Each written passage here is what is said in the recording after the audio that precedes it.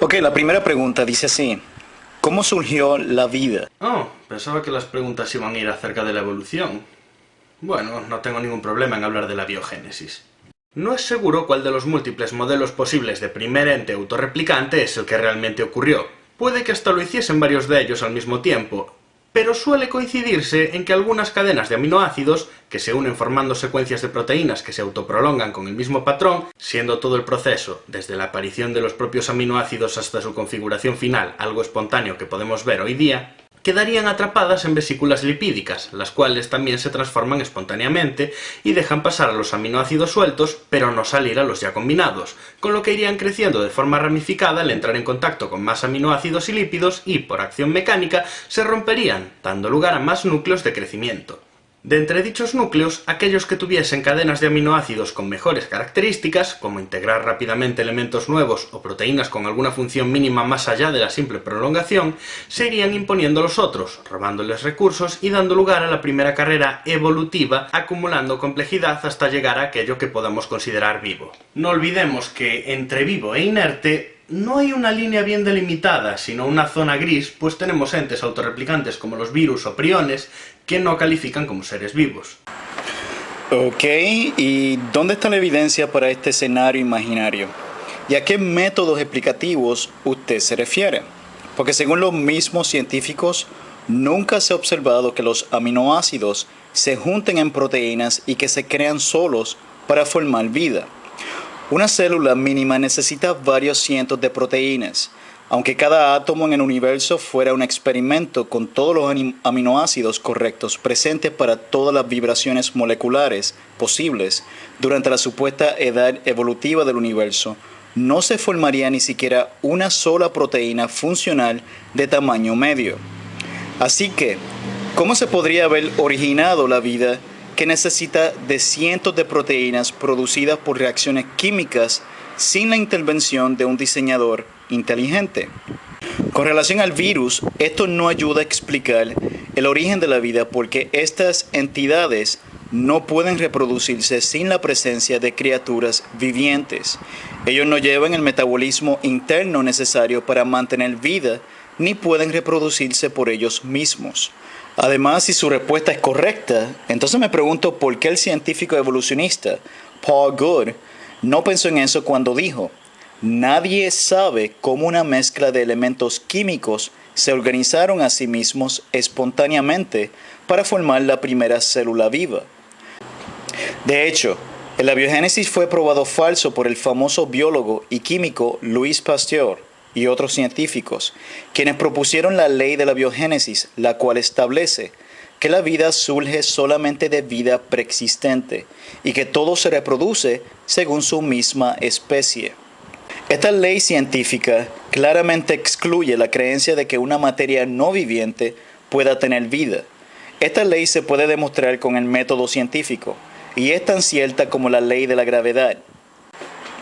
En cambio, el abiogénesis no solo viola por completo la ley básica de biología o la ley de la biogénesis, sino que los experimentos que muchos evolucionistas citan para explicar el origen de la vida, como la de los químicos Stanley Miller y Urey, lejos de probar el abiogénesis, lo que ha demostrado ha sido todo lo contrario.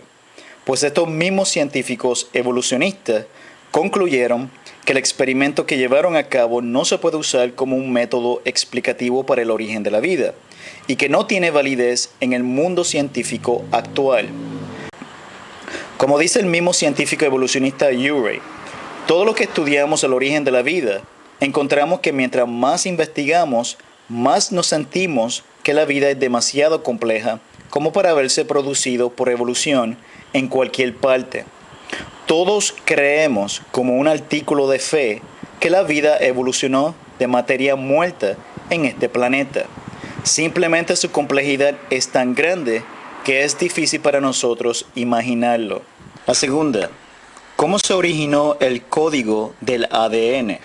Las cadenas proteicas de las que acabamos de hablar, con el paso de las generaciones, fueron acumulando las ventajas que iban saliendo, una de las cuales es la compresión de información, y dieron lugar a ese otro tipo de sistema complejo de codificación que requiere menos recursos.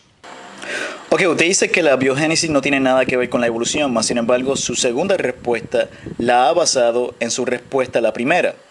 De todas formas, creo que es bien importante saber que el ADN contiene información y que según la ciencia moderna, esa información es increíblemente compleja. ¿Qué tan compleja? Bueno, el ADN es algo similar a un programa de computadora en un disco flexible. Almacena y transfiere información codificada e instrucciones.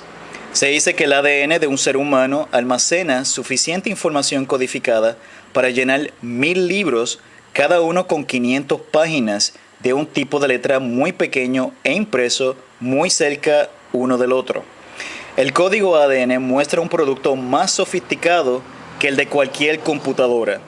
También se describe el ADN como el lenguaje de la vida, porque el código del ADN es un sistema de lenguaje sofisticado, con letras y palabras en el que el significado de las palabras no tiene relación con las propiedades químicas de las letras, de igual manera que la información en una página no es producto de las propiedades químicas de la tinta o de los píxeles en la pantalla. Ahora, ¿qué evidencia hay de que un lenguaje o una información tan compleja como el ADN se pueda formar por sí sola? Ninguna.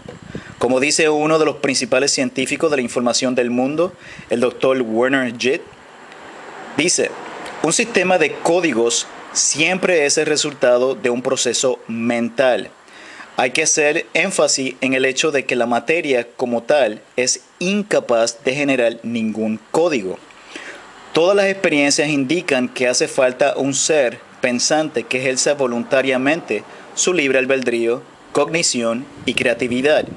No existe ninguna ley natural conocida mediante la cual la materia pueda generar información, ni tampoco se conoce ningún proceso físico o fenómeno material que pueda hacerlo.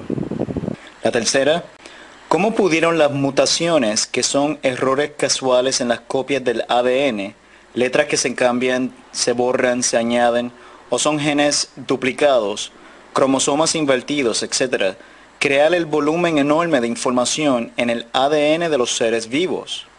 ¿Lo acabas de decir? Mediante la translocación, adición o cambio de la función de la información. Basta con que uno de esos cambios sea benigno para que quede integrado en la especie y sobre ese se vayan acumulando otros. Que las mutaciones no aumentan la información, sino que más bien las disminuye. Son simplemente cambios al azar en la misma información genética, pero no crean nuevos párrafos o capítulos de información, solo corrompen las existentes. Como dice el mismo científico evolucionista, Stephen Gould, la teoría de la evolución por mutación gradual está efectivamente muerta, a pesar de su persistencia como la ortodoxia de los libros de texto. Una mutación no produce materia prima principal nueva. Usted no hace una especie nueva al mutar las especies. Esa es una idea común que la gente tiene, que la evolución se debe a las mutaciones al azar. Sin embargo, una mutación no es la causa del cambio evolutivo. El Dr. Lee Spetner también es un experto en genética y afirma en su libro que toda mutación que se ha estudiado en un nivel molecular reduce la información genética y no la aumenta. Número 4. ¿Por qué se enseña la selección natural, un principio reconocido también por los creacionistas, como si pudiera explicar la diversidad de la vida? Porque, como tú muy bien dijiste, la variación da lugar a nueva información. Pero eso no implica una mejora de por sí. Solo aquella información que suponga una mayor probabilidad de ser transmitida a las siguientes generaciones prosperará. Y luego de acumular varios de estos cambios en distintos hábitats, que requieren de distintas adaptaciones, lo que en principio era una misma especie en dos lugares, ya no lo será, porque sus variaciones habrán tomado unas rutas distintas y no podrán reproducirse entre ellos con descendencia fértil. Si dices que aceptas que la variación hace todo lo que hace, y aceptas que la selección natural funciona, entonces estás aceptando la evolución.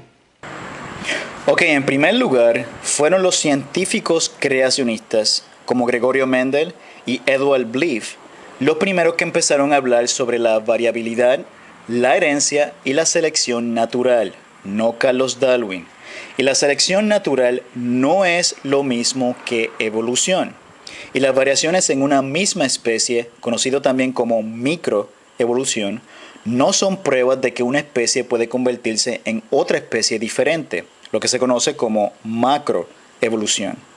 Por definición, en la selección natural se trata de seleccionar entre información ya existente y no de la creación de información nueva. Puede que explique la supervivencia de los más fuertes, es decir, por qué ciertos genes benefician a las criaturas en ciertos ambientes, pero no explica la existencia de los más fuertes, es decir, de dónde vienen los genes y las criaturas en un principio. La muerte de individuos que no están adaptados en un hábitat y la supervivencia de aquellos que sí están adaptados no explica el origen de los rasgos genéticos que producen la adaptación al hábitat favorable. Por ejemplo, ¿cómo pueden las pequeñas variaciones fluctuantes entre los picos de los pájaros pinzones explicar el origen de los picos de los pájaros pinzones? La selección natural no explica los cambios de un tipo de animal a otro tipo diferente, por ejemplo, de mono a hombre. Por tanto, los cambios ocurren, pero las variaciones tienen sus límites y esos cambios se deben a la pérdida de información.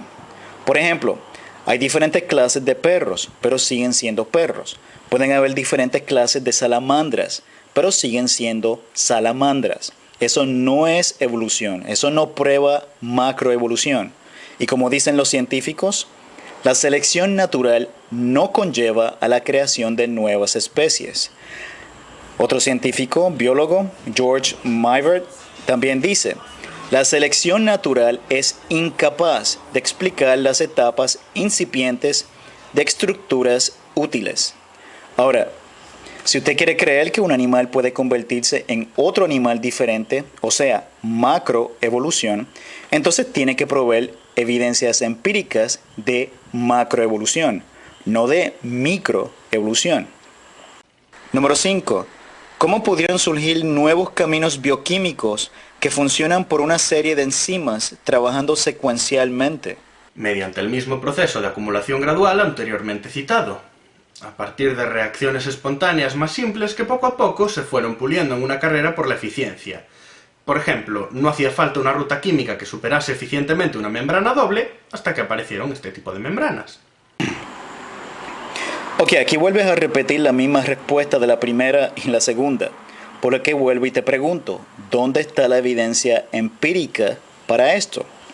O sea, hay que recordar que para los tiempos de Carlos Darwin, el llamado padre de la evolución, se creía que la célula era algo simple.